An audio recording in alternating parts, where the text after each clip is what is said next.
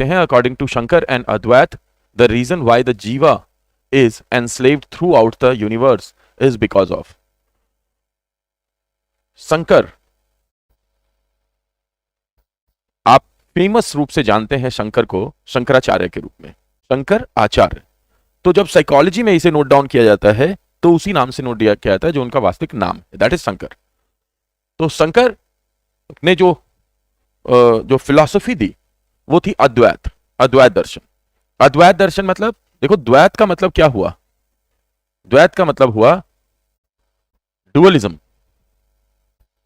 Dualism का मतलब क्या हुआ, इसे आप किसी भी रूप में देख सकते हैं, एक हो सकता है मेटेरियलिस्टिक, एक इमेटेरियलिस्टिक। आत्मा परमात्मा, माइंड और बॉडी अलग अलग है। जब बोला जाता है Advaita, in that way mind and body are same, right. So dualism का जो कॉन्सेप्ट है उसके विरुद्ध जाकर के उन्होंने अद्वैत दिया कि दुनिया जो है वो अद्वैत कल्चर से चलती है। व्हाट इज अद्वैत फिर इन दैट केस, यानी कि जो भी कुछ यहां पे मौजूद है उन सबके पीछे एक सोल है। जीव, जितना भी जीव है उन सब में एक सोल है, और इस सोल को फुलफिल करने के लिए ही बॉडी का इस्तेमाल होता है। डुअलिज्म का कॉन्सेप्ट जो है वो एक, क्या कहेंगे उसको, दुनिया भर में देखा जाए तो एक शाश्वत कॉन्सेप्ट है। हमेशा हमें दुनिया ऐसे ही नजर आती है, दुनिया हमें इसी तरीके से नजर आती है। तो चाहे आप अगर ग्रीस में जाएं तो बहुत सारे लोग इसके लिए एरिस्टोटल, प्लेटो या सोक्रेटिक को कोट करेंगे, लेकिन वो नहीं होगा क्योंकि उससे पहले हेराक्लाइट्स, पाइथागोरस और पेरिक्लीज भी इस पे बात कर चुके हैं। सो नहीं होगा। तो आज की डेट में अगर आपसे कोई कहे कि डुअलिज्म के कॉन्सेप्ट पे अगर क्वेश्चन आता है तो आंसर होगा रेन डेकार्ट, क्योंकि प्रॉपरली जिसने फिलोसोफाइज किया इस कॉन्सेप्ट को वो रेन डेकार्ट है। शंकर जो थे वो रेन डेकार्ट से 900 इयर्स बैक थे, 900 साल पहले। हमारे यहां पे जो डुअलिज्म का कॉन्सेप्ट है, डुअलिटी का कॉन्सेप्ट, आम जनसंख्या जो मानती है वो डुअलिटी मानती है, जो कि जनरली हड़प्पन वैदिक से होकर के आ रहा था। बहुत सारे लोग उस वक्त में मानते थे, तो इन्होंने कहा नॉन डुअलिज्म का कॉन्सेप्ट, यानी अद्वैतवाद का कॉन्सेप्ट। ठीक है, तो इसलिए हां, यहां पे बॉडी एंड सोल का वो कॉन्सेप्ट जो प्लेटो का है, या डुअलिज्म का कॉन्सेप्ट रेन डेकार्ट का है। एरिस्टोटल का मोनिज्म का जो कॉन्सेप्ट है वो थोड़ा डिफरेंट है, क्योंकि एरिस्टोटल बेसिकली रैशनैलिटी में विश्वास करते थे और वो भगवान को और वो इस पूरे मटेरियलिस्टिक वर्ल्ड को उस तरीके से देखते नहीं थे। सो खैर, अगर हम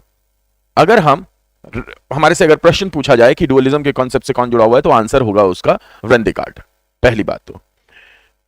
बट इस क्वेश्चन को आप देखते हैं इतनी समझ बनाने के बाद में कि according to Shankar and Advaita the reason why the jiva is enslaved, जीव, कोई भी जो जीव है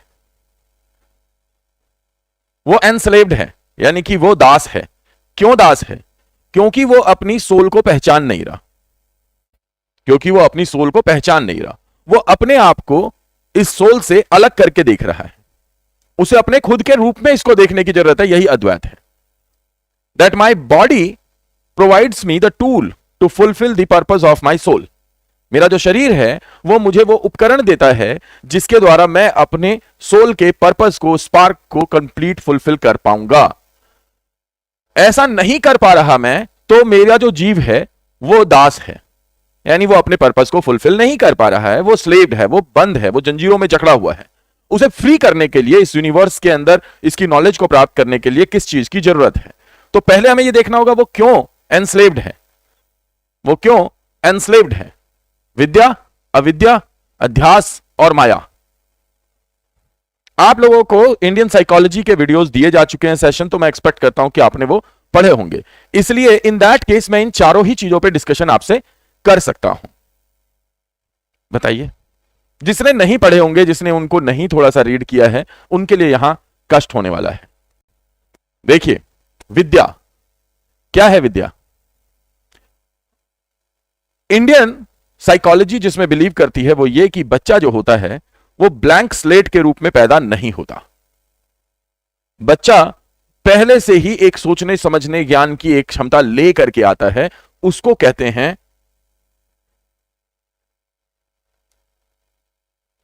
innate knowledge and that is called vidya. अब ये एक विद्या है जो आपकी हेल्प करेगी आपके सोल के पर्पस को प्राप्त करने में। कैसे करेगी?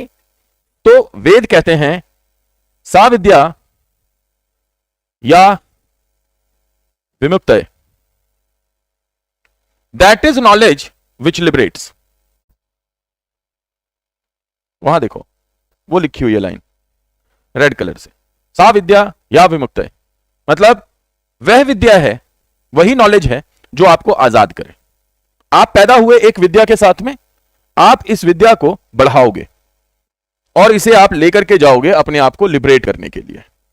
तो पैदाइश के टाइम पे ही आपको एक इननेट नॉलेज दी गई है ताकि आप अपने सोल के पर्पस को फुलफिल कर सको, राइट? अब आप बाहर जितना कुछ हो रहा है उसको देख करके जितना ज्यादा उस पर रिफ्लेक्ट करेंगे और जितना ज्यादा उसको सोचेंगे, जितना ज्यादा अपने अनुभव को बढ़ाएंगे, उतना बेहतर उस तरफ जाएंगे। ये कौन कहता है? अद्वैत कहता है। कौन सा अनुभव? आंतरिक अनुभव। ये वो बाहरी अनुभव नहीं है जिसे कि वॉटसन बात कर रहा है, ये वो आंतरिक अनुभव है।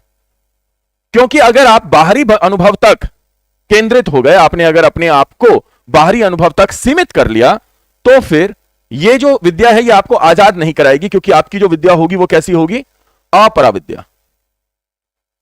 बाहर जो हो रहा है उसी को आपने अगर एक्सेप्ट कर लिया तो वो है अपरा विद्या। तो आपको क्या करना पड़ेगा? उसको अनुभव करना पड़ेगा, और वो आंतरिक अनुभव किसके थ्रू होगा? रिफ्लेक्ट करने के थ्रू होगा, और तब आप कहां पहुंचेंगे? पराविद्या। और यही पराविद्या है जो आपके इस सोल के पर्पस को फुलफिल करने की तरफ लेकर के जाएगी। तो विद्या, अपराविद्या और पराविद्या समझ में आई तीनों। अध्यास क्या होता है? अध्यास क्या होता है? देखो, एक वर्ड याद रखना है, ध्यासना। क्या है? ध्यासना। ध्यासना मतलब क्या होगा?